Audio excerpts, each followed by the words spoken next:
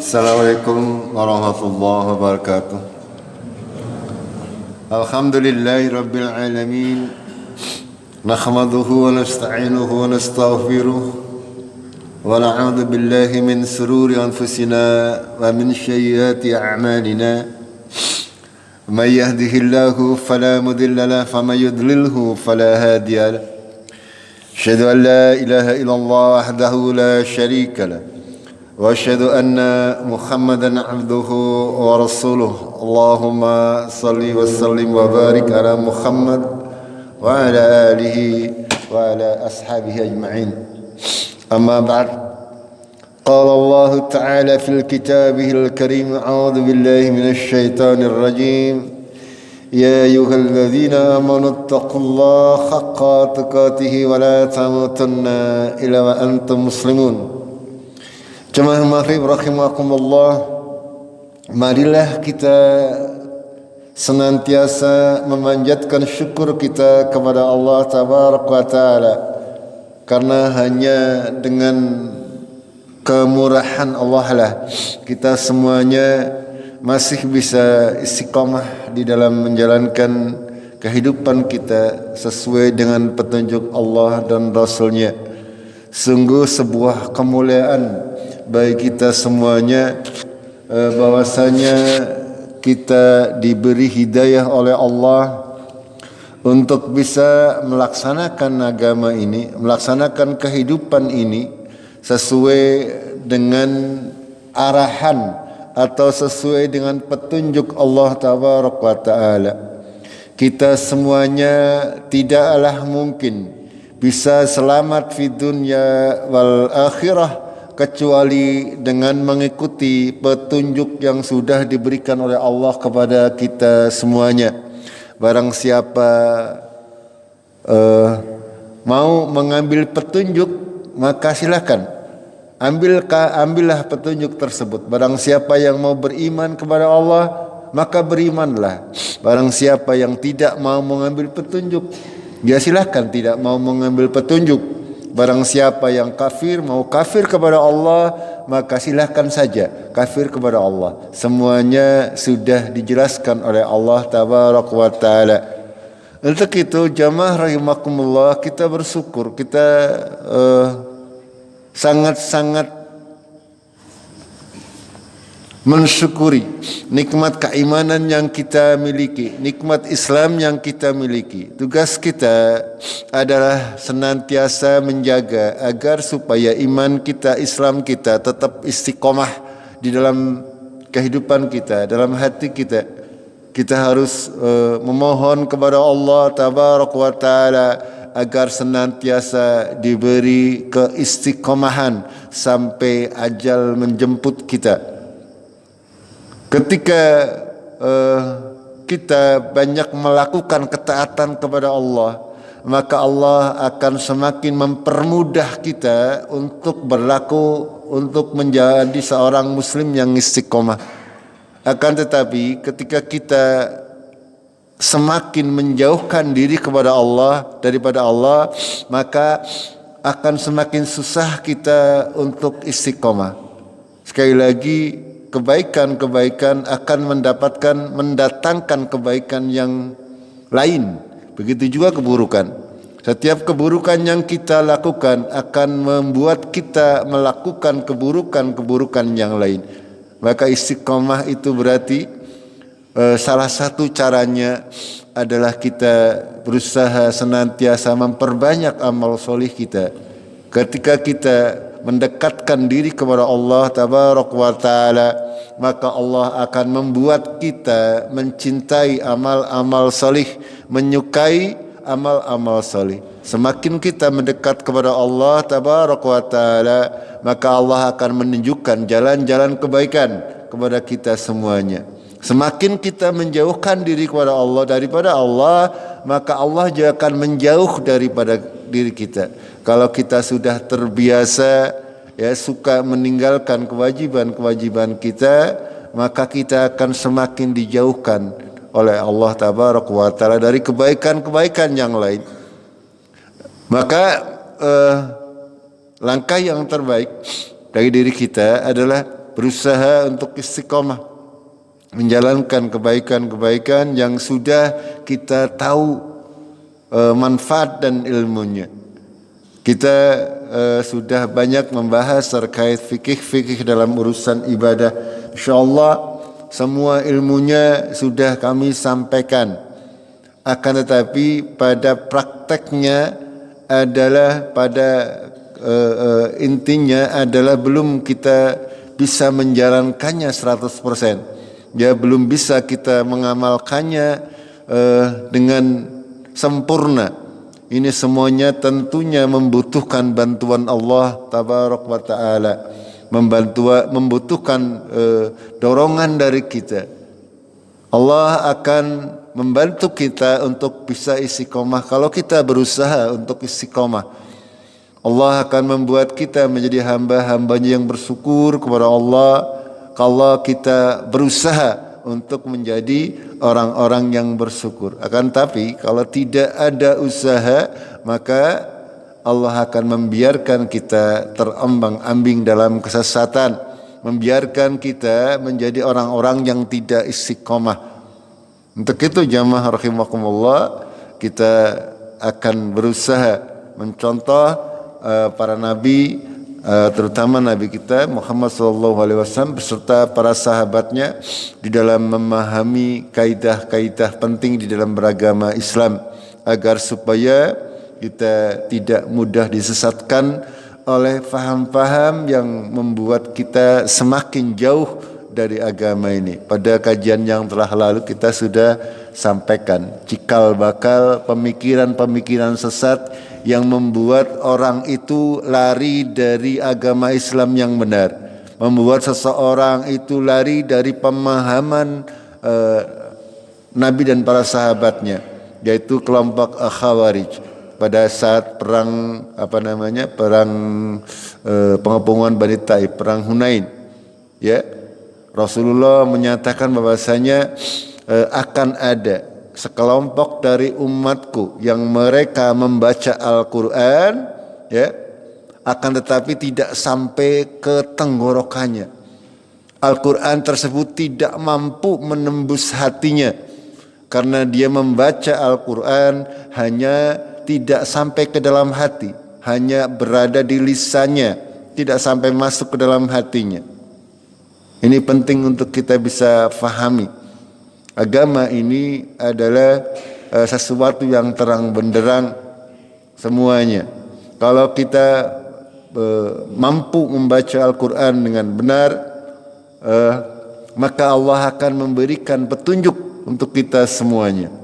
Akan tetapi ketika kita membaca Al-Quran atau mengkaji agama Islam ini dengan setengah hati, maka kita tidak akan mampu menangkap saripati daripada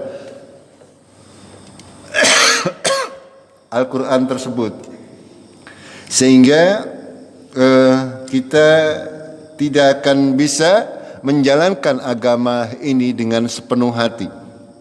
Untuk itu jamaah rahimakumullah, kita berusaha untuk memahami agama ini apa adanya. Agama Islam diturunkan oleh Allah melalui Muhammad SAW dalam bentuk yang sudah sangat-sangat sempurna. Kita tidak membutuhkan tambahan dan tidak boleh juga kita menguranginya. Semua yang disampaikan oleh Rasulullah SAW sifatnya adalah jelas, terang benderang. Tinggal bagaimana kita mengambilnya. Kita mohon kepada Allah Tabaraka wa Ta'ala agar senantiasa kita diberi hidayah untuk bisa mengambil ilmu-ilmu agama berdasarkan ketentuan sesuai dengan Allah dan Rasulnya beserta para sahabatnya radhiyallahu anhum. Kalau tidak seperti itu, kita pasti akan menjadi orang-orang yang celaka, ya, baik dalam masalah akidah, dalam masalah segala macam. Kalau urusan fikih, muamalah, urusan ibadah, insyaallah kami sudah sampaikan apa yang biasa atau yang dikerjakan oleh Rasulullah beserta para sahabat-sahabatnya. Kita sudah menjelaskan semuanya. Ya, tinggal kita mengikutinya saja. Akan tapi ketika akidah kita melenceng, maka akan menjadi sebuah awal daripada kesesatan kita.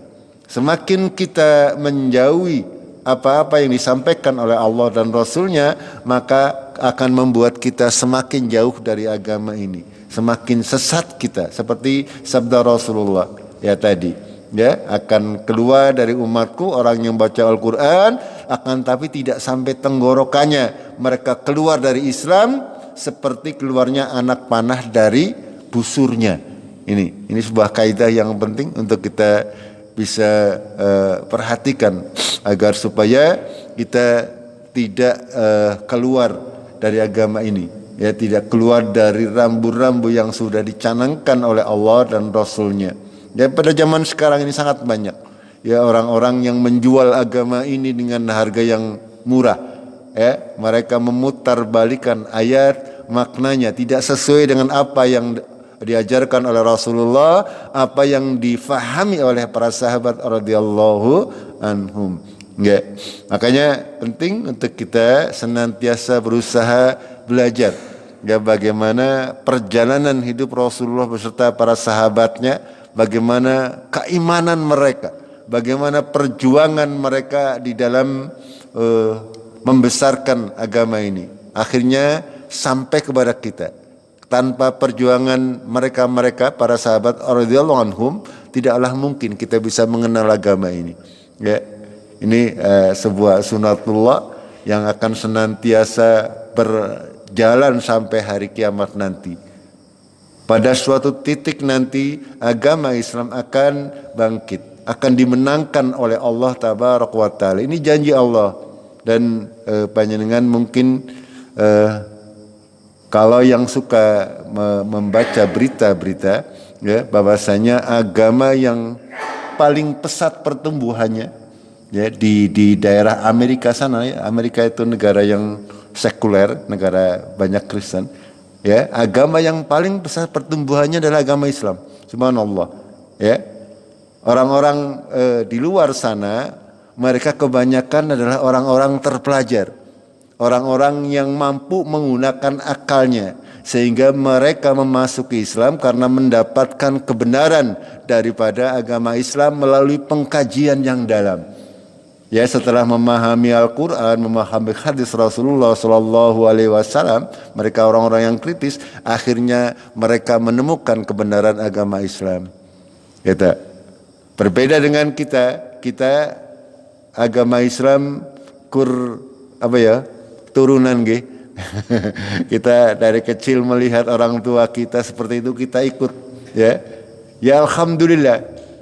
Akan tetapi ketika kita sudah memasuki usia dewasa, semestinya kita juga harus menggali, ya, untuk apa? Menumbuhkan keimanan yang benar kepada Allah dan Rasulnya. Karena kalau tidak, maka akan sangat mudah bagi kita, hati kita untuk dibolak-balikan, ya, ketika pemahaman akidah kita tidak kuat, ya, akan sangat mudah kita untuk tergelincir dengan pemahaman-pemahaman yang keliru terkait agama ini.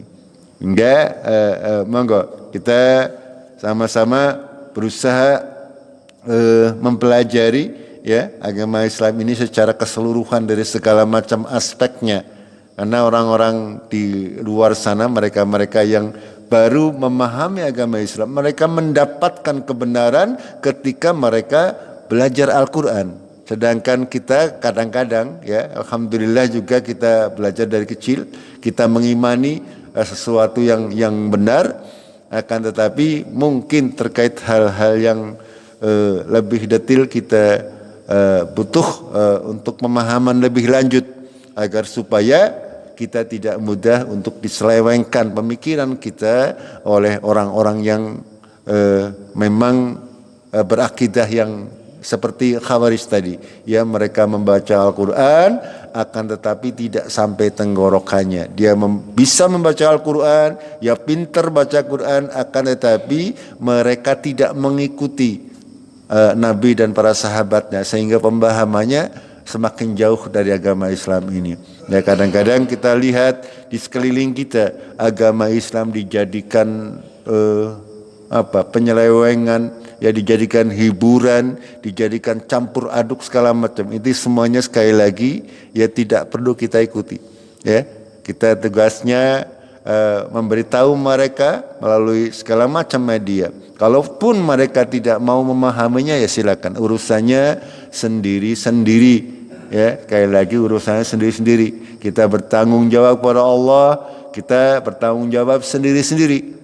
Ya, mereka mau mengadakan acara apa saja yang tidak pernah dicontohkan oleh Rasulullah Sallallahu Alaihi Wasallam, kita tidak usah mengikutinya. Ya, karena kita punya patokan yang jelas dari Allah dan Rasulnya. Jamaah rahimakumullah, itu sedikit terkait bagaimana agar supaya kita bisa istiqomah di dalam akidah yang sahih dari Allah dan Rasul beserta para sahabatnya. Kita akan melanjutkan kajian Syirah Nabawiyah. Saya qadarullah ini ada peristiwa yang saya kelewatan, ya, yaitu Ghazwah Mu'tah. Ya, ada kelewatan. Ini sebenarnya terjadi di tahun 8 Hijriah, ya, sebelum perang Hunain. Tapi sebelum penaklukan kota Mekah. Akan tapi saya sudah menyampaikan terkait penaklukan kota Mekah, sudah perang Hunain, sudah pengepungan benteng Taif sudah. Akan tapi ini ada satu peristiwa yang namanya Ghazwah Mu'tah, ya. Bukan Mut'ah, ya. Ada Mu'tah, ada Mut'ah. Hanya ada yang tahu Mut'ah? ada yang kawin muda gitu, ya, pernah dengar apa? Ya, ini salah pengucapan. Ini namanya Mu'tah, ya, Ghazwah itu peperangan. Seperti yang sudah kita bahas di awal, bahwasanya Rasulullah Shallallahu Alaihi Wasallam dalam sirah itu membagi peperangan Rasulullah dibagi menjadi dua, ya. Ada yang namanya syariah dan ada yang namanya Ghazwah. Ya, syariah itu adalah pertempuran atau perangan yang Rasulullah tidak ikut di dalamnya, dan dinamakan syariah. Sementara Ghazwah adalah peperangan yang diikuti oleh Rasulullah Sallallahu Alaihi Wasallam. Ini, ya, ini istilah saja agar supaya kita memahami. Akan tetapi pada perang Mu'tah ini sebenarnya Rasulullah Shallallahu Alaihi Wasallam tidak ikut. Kenapa para ulama memasukkan dengan istilah Ghazwah? Karena jumlah pasukannya adalah cukup besar, yaitu sekitar 3.000 tentara. Ya. Perang Mu'tah ini terjadi pada saat setelah perjanjian Hudaybiyah. Kita tahu perjanjian Hudaybiyah itu terjadi sekitar tahun 6 Hijriah yang menandakan masa-masa gencatan senjata antara orang Quraisy dan kaum muslimin. Sehingga pada saat itu Rasulullah beserta sahabatnya mereka berhasil untuk mendakwahkan Islam tanpa ada gangguan yang berarti. Salah satu poin daripada perjanjian Hudaybiyah adalah orang Arab bebas, mau memilih ikut Quraisy boleh, mau ikut Rasulullah juga boleh. Sehingga orang diberi kebebasan pada waktu itu. Ya, orang suku-suku Arab ketika mereka menyatakan mau masuk agama Islam, ya silakan saja. Orang Quraisy tidak boleh mengganggu. Begitu juga sebaliknya.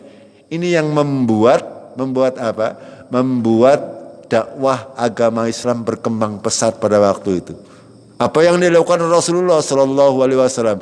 Beliau mengutus utusan-utusan, berkirim surat ke raja-raja di Jazirah Arab. Bahkan beliau sampai mengirim surat ke wilayah-wilayah yang jauh yang dikuasai oleh pada waktu itu adalah kerajaan Romawi dan Persia.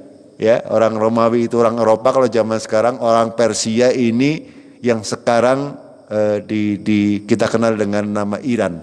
Ya, itu dulu daerah Persia. Itu ada dua kekuatan besar. Kalau sekarang kekuatan besarnya adalah Amerika Serikat dan Rusia. Kalau zaman Rasulullah itu adalah Romawi dan Persia. sia. Dan pada saat masa-masa tenang ini Rasulullah mengirim berbagai macam utusan ke daerah-daerah. Ketika ada kerajaan dikirim surat, dikirim utusan, ya, yang kurang lebih isinya masuk Islamlah kalian, insya Allah selamat. Itu didakwai seluruh jazirah Arab pada waktu itu didakwai oleh Rasulullah, baik melalui utusan ataupun melalui surat. Ada yang menerima, ada yang tidak mau menerima. Itu konsekuensi. Akan tapi Rasulullah melaksanakan itu semuanya karena perintah Allah tabaraka wa taala. Untuk apa? Untuk menyebarkan agama Allah tabaraka wa taala. Dan salah satu, ya, kenapa terjadi perang Mu'tah ini adalah karena sebab itu. Ini dalam sebuah hadis ini beliau menjelaskan terkait kenapa Rasulullah tidak ikut di perang Mu'tah ini. Beliau bersabda yang artinya, demi yang jiwaku Muhammad berada di tangannya, kalau bukan memberatkan kaum mukminin, maka aku tidak akan hanya duduk tidak ikut serta syariah, ya, yang berperang di jalan Allah. Akan tetapi aku tidak mendapati kelapangan, yaitu tunggangan untuk berjihad, untuk memerintahkan mereka semuanya untuk berjihad, sehingga mereka harus berjihad dengan berjalan kaki, dan mereka tidak mendapati kelapangan untuk bisa mengikutiku, dan jiwa mereka tidak tenang kalau aku berperang sementara mereka duduk tidak ikut berperang. Ini hadis riwayat Muslim. Apa maknanya? Ya, kenapa Rasulullah kadang ikut kadang tidak? Itu maksudnya. Ya, ini semuanya sudah barang tentu bukan sesuatu yang diputuskan oleh Nabi Shallallahu Alaihi Wasallam. Ini semuanya adalah berkat wahyu daripada Allah melalui malaikat Jibril. Kapan Nabi harus berangkat? Ya, kapan Nabi harus duduk di Madinah? Ya, beliau menyatakan bahwasanya kenapa saya tidak ikut berperang? Ini kalau Nabi ikut berperang, otomatis para sahabat semuanya boten kepenak nggih. Wong Nabi bemelu, nggih, masa saya duduk-duduk di rumah enak-enak itu, ya. Sementara para sahabat Nabi tidak semuanya kaya, tidak semuanya mereka punya bekal yang cukup ketika mau berjihad fisabilillah. Ya, ketika mau berjihad di jalan Allah, sudah barang tentu membutuhkan dana. Gimana mboten? Ya, panjenengan tahu Mut'ah ini kalau sekarang namanya Yordania. Yordania tahu pundi?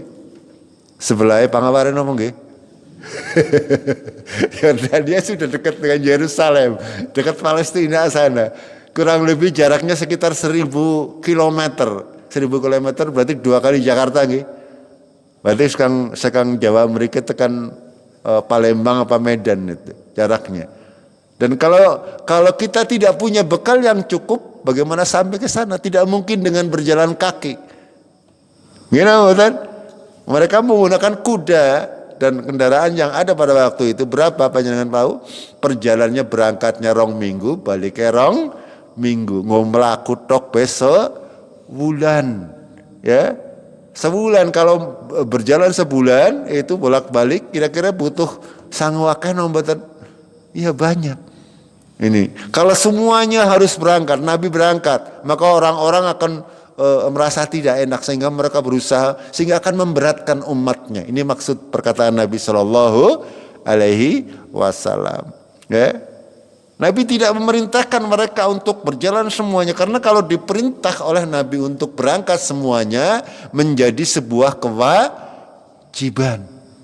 Ini yang harus dipahami oleh kita semuanya. Ya, sebelum karena para sahabat ini ketika Nabi memerintahkan untuk berjihad, apapun yang diperintah oleh Nabi pasti para sahabat mengatakan itu wajib. Ini, ya, berbeda dengan kita, berbeda dengan kaum muslimin sekarang. Rasul sudah mengatakan demikian, sih ngeles, gimana? Rasul sudah mengatakan merintahkan seperti ini, ngeles sih kan nggak sunat tok gitu katanya, itu atau dengan alasan-alasannya. Berbeda para sahabat seperti itu pemahamannya. Ketika mereka diperintah untuk berjihad, berangkat semuanya. Ketika yang berangkat, misalnya pada saat peperangan Khaybar, ya. Masih kalian yang masih ingat.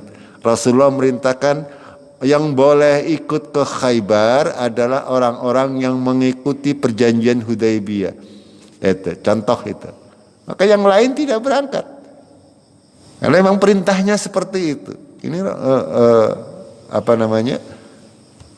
kaum muslimin pada waktu itu sangat-sangat memahami, ya. Apapun yang disabdakan oleh Rasulullah Sallallahu Alaihi Wasallam adalah menjadi landasan bagi kaum muslimin. Apapun yang diperintah oleh Allah dan Rasulnya, mereka tidak banyak bertanya. Sami'na wa ata'na. Ini kenapa Rasulullah tidak ikut di peperangan Mu'tah. Ya, sekali lagi, dasar pemikirannya adalah kalau misalkan Rasulullah harus ikut berperang, otomatis semua sahabat mereka tidak enak. Mereka tidak mau Rasulullah berperang sementara dia duduk di rumah. Itu. Ketika Rasulullah berperang, otomatis para sahabat-sahabat yang utama mereka ikut semuanya. Dalam peperangan ini, ya, sahabat-sahabat utama mereka tidak diikutkan oleh Rasulullah Sallallahu Alaihi Wasallam. Gitu. Kita lanjutkan. Pada Ghazwah Mu'tah ini, peperangan Mu'tah ini, beliau mengutus 3.000 pasukan, ya, 3.000 pasukan. Awal mulanya Rasulullah mengirim utusan sebenarnya. Ya, sama seperti yang saya sampaikan, Rasulullah mengirim surat kepada Raja Anu, ya, untuk mendakwahkan Islam. Akan tetapi apa yang terjadi itu bahwasanya utusan Rasulullah dibunuh oleh orang-orang di daerah sana, ya, di daerah di Mu'tah ini, ya. Mereka adalah di sana itu daerah Syam namanya, itu daerah-daerah yang masih berafiliasi atau dikuasai oleh bangsa Romawi. Itu. Mereka orang Arab, akan tetapi mereka cenderung ke bangsa Romawi dan banyak penganut agama Nasrani pada waktu itu. Ya, sampai hari ini pun di daerah Arab sebelah sana itu banyak, ya, namanya orang Arab kue orang mesti Islam, ya. Orang Arab kue akeh juga sing agama Nasrani.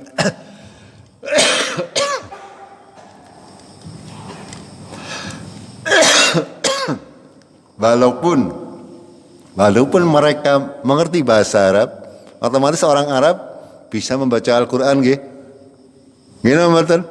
Iya, bang, bahasa Arab. Akan tetapi tidak semuanya orang Arab masuk orang Palestina misalnya yang sekarang lagi di Jerman. Tidak semuanya Islam. Ada juga yang Nasrani, ada juga yang beragama Yahudi. Ya, itu. Ini harus kita pahami dan kita sadari, kita bersyukur kepada Allah. Ya, bahwasanya kita yang tidak mengerti bahasa Arab, ya, ngerti ini alif ba tapi kadang-kadang salah, nggih. Ya, kita alhamdulillah diberi hidayah oleh Allah.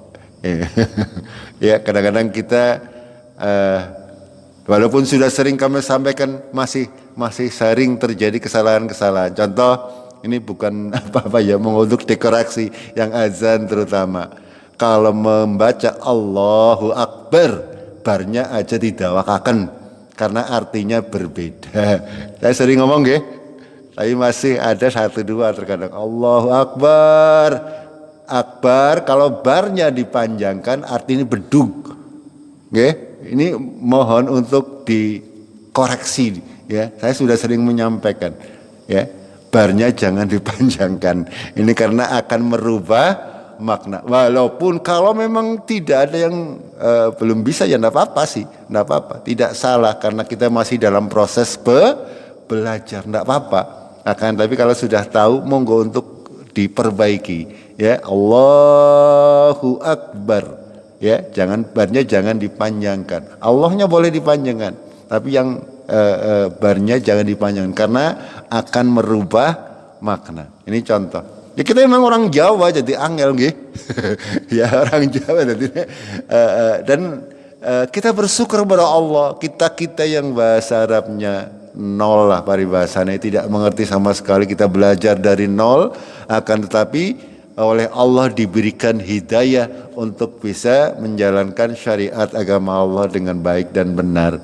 Ya ini kita ketika kita menghadapi hal ini kita bersyukur kepada Allah. Tidak semuanya orang Arab yang mereka fasih berbahasa Arab, akan tetapi seperti sabda Rasulullah, mereka membaca Al-Quran tidak sampai hatinya, ya hanya dibaca, mereka hafal di luar kepala, mereka hafal hadis, mereka bisa menghafal Al-Quran 30 juz, akan tetapi secara akidah banyak yang melenceng.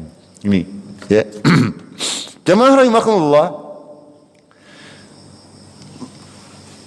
bahwasanya diantara orang-orang yang tidak ikut contoh di sini ya Abu Bakar, Utsman, Umar, Ali ya, dan sahabat-sahabat besar, ini tokoh-tokoh kaum muslimin pada waktu itu tidak diikutkan oleh Rasulullah di dalam perang Mu'tah ini, ya, bahwasanya Rasulullah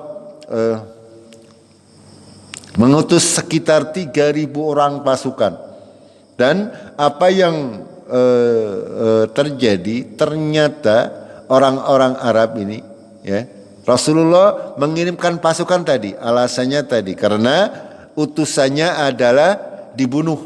Utusannya Rasulullah ketika menyampaikan surat dari Rasulullah itu mereka dibunuh.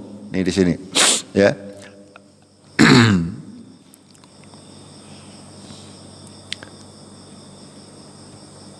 Rasulullah Shallallahu Alaihi Wasallam mengirim sahabat yang bernama Al Haris bin Umar Al Azdi untuk mengirimkan surat beliau kepada Hashim Basra, pemimpin kota Basra. Ya, Rasulullah ingin mendakwai Azim Basra agar masuk Islam melalui surat tersebut. Di tengah perjalanan Al Haris bin Umar Al Azdi dihadang oleh Surahbil bin Amr bin Al Ghazani yang berasal dari kabilah Ghassan. Surahbil adalah salah satu amir gubernur yang ditugaskan oleh Heraklius. Ya, Heraklius ini adalah pemimpin Romawi. Ya, pemimpin Romawi. Artinya orang-orang Ghassan ini adalah sudah menjadi sekutu orang Romawi, daerah pendudukan.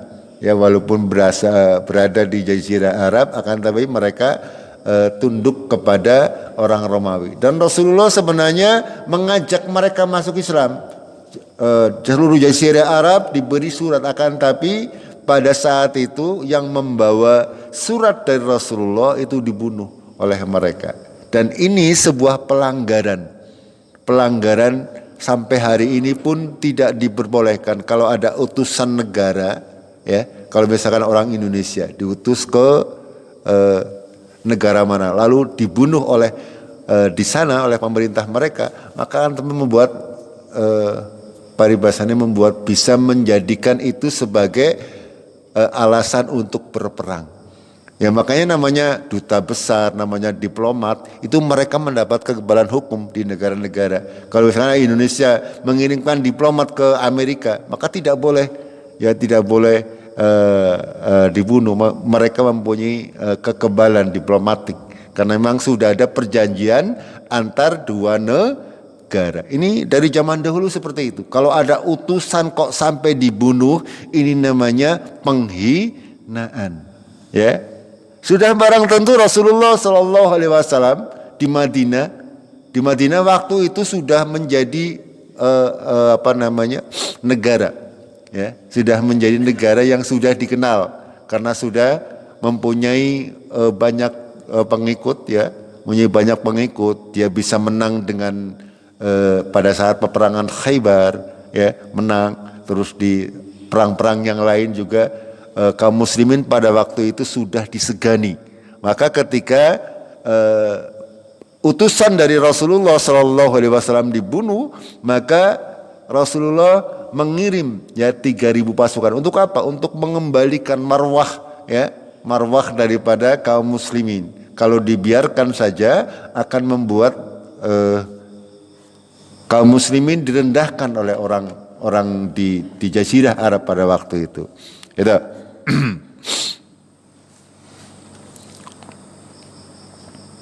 Kita lanjutkan. Lalu dari Ibnu Umar,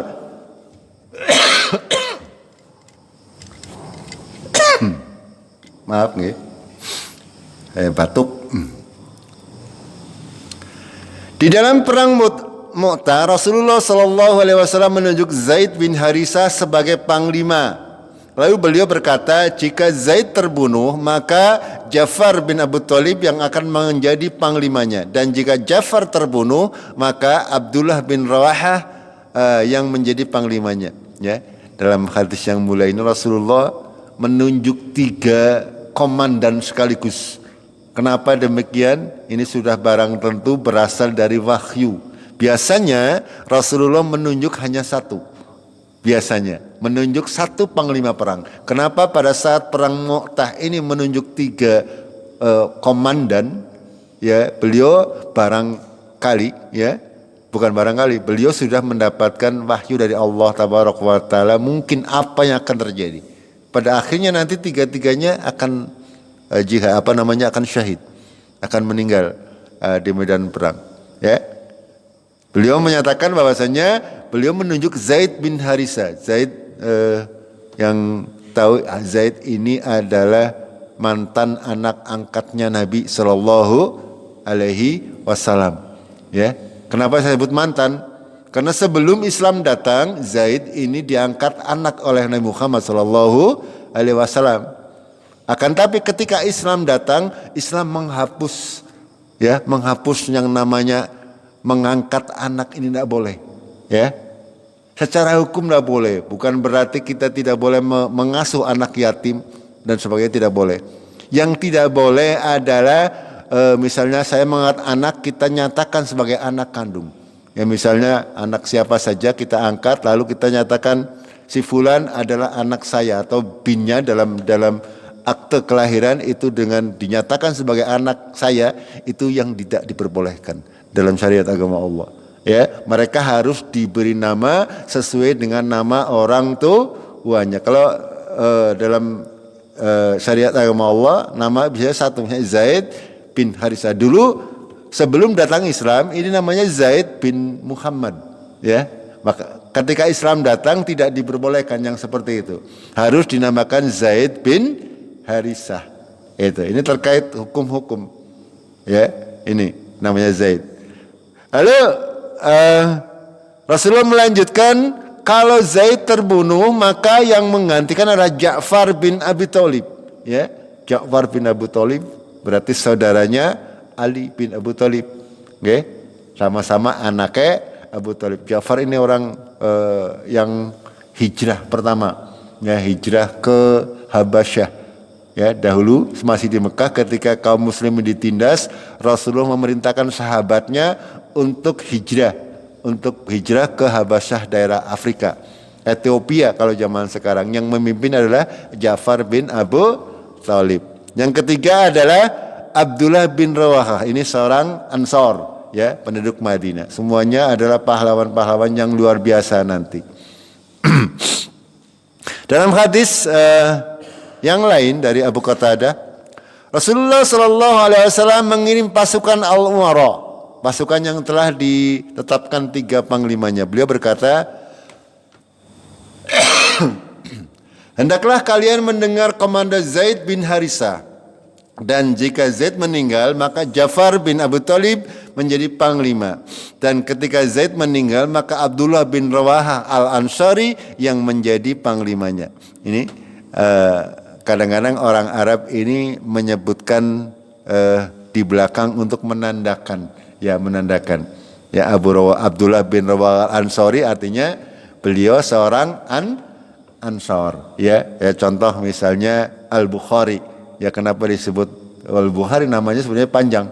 Itu akan lebih dikenal dengan Al-Bukhari karena Imam Bukhari ini berasal dari sebuah daerah yang namanya Bukhara. Itu, ya, ini untuk bisa difahami oleh kita semuanya.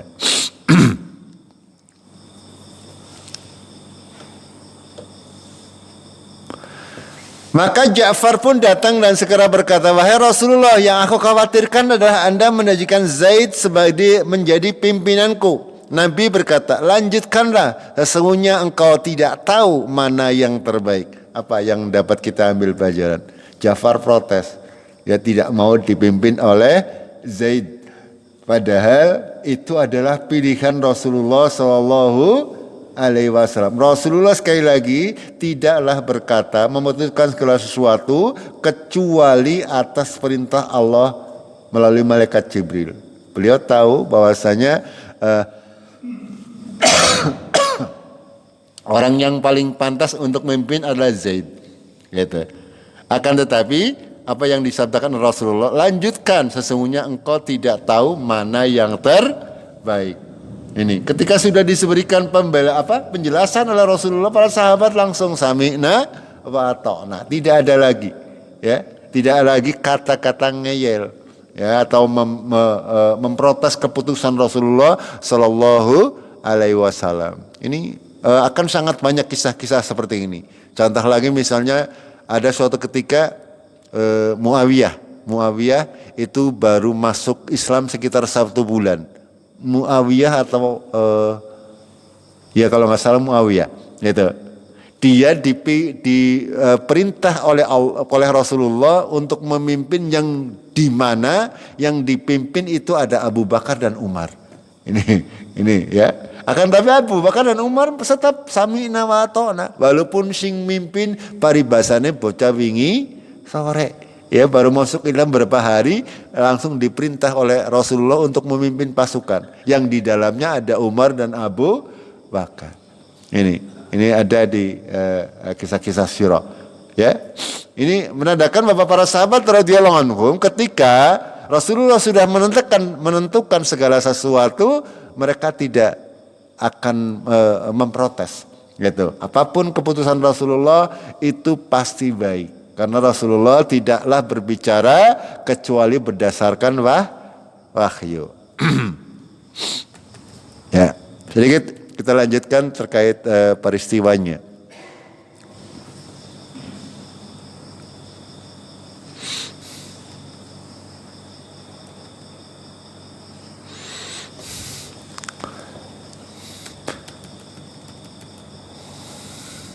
Lalu Rasulullah memberi pesan kepada orang-orang yang tadi sudah diberi mandat, ya. Di antara pesannya bahwasanya Rasulullah berkata, pergilah dengan nama Allah di atas agama Rasulullah dan janganlah membunuh orang tua, anak kecil dan wanita, dan janganlah berkhianat dalam pembagian ghanimah, dan kumpulkanlah rampasan perang kalian, lakukan perbaikan dan berbuatlah kebaikan, sesungguhnya Allah mencintai orang-orang yang berbuat baik. Ini dalam kaidah peperangan dalam agama Islam sangat mulia, ya, tidak seperti peperangan zaman sekarang, tidak membabi buta untuk orang Islam. Ketika peperangan itu tidak boleh membunuh orang yang sudah lemah, ya, anak kecil tidak boleh, apalagi kaum wanita, kecuali kaum wanita tersebut memang menjadi tentara, ya apa boleh buat itu. Akan tapi ketika wanita tersebut tidak menjadi tentara, maka tidak boleh sama sekali dibunuh. Itu dalam wasiat yang lain, Rasulullah jika menunduk seorang menjadi panglima perang atau pasukan, maka beliau berwasiat secara khusus untuk bertakwa kepada Allah dan untuk berbuat baik kepada kaum muslimin yang bersamanya. Kemudian beliau berkata, berperanglah dengan menyebut nama Allah di jalan Allah. Perangilah orang-orang yang kafir kepada Allah, berperanglah dan janganlah berkhianat dan dalam urusan ghanimah. Mengambil ghanimah dikumpulkan dan dibagikan, dan janganlah membatalkan perjanjian, serta jangan mencincang mayat dan juga jangan membunuh anak-anak. Ini terkait dengan kaidah-kaidah peperangan bagi kaum muslim, dan ini berlaku sampai akhir zaman. Dalam kaidah peperangan agama Islam ini tidak boleh yang namanya membunuh orang yang sudah menyerah, terus lagi membunuh anak-anak, membunuh kaum wanita, dan juga tidak boleh memutilasi, ya, ngerajang-ngerajang mayat itu, kecuali ketika sudah mati ya sudah itu. Ini larangan-larangan yang disampaikan oleh Rasulullah kepada pasukan kaum muslimin. Berbeda kalau zaman sekarang, ya, karena menggunakan senjata canggih sehingga mereka beralasan, beralasan. Padahal yang menjadi korban kebanyakan orang-orang, anak-anak kecil dan kaum wanita seperti di Palestina sana, seperti di Ukraina sana. Itu perang zaman sekarang mereka tidak punya ketentuan seperti kaum muslimin.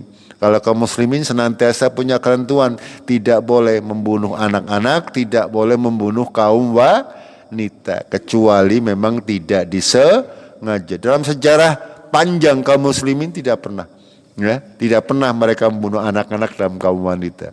Itu.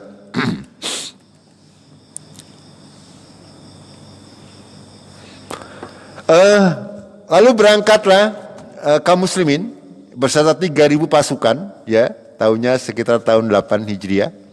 Tahun 8 Hijriah berarti sekitar 2 tahun sebelum wafatnya Rasulullah Shallallahu alaihi wasallam, ya. Urwah bin Zubair mengatakan bahwa Heraklius, ini pasukan Romawi, telah berkemah di sekitar Al-Balqa dengan 100.000 pasukan. Demikian juga dengan orang Arab, jumlahnya sekitar 100.000 pasukan juga. Berarti berapa?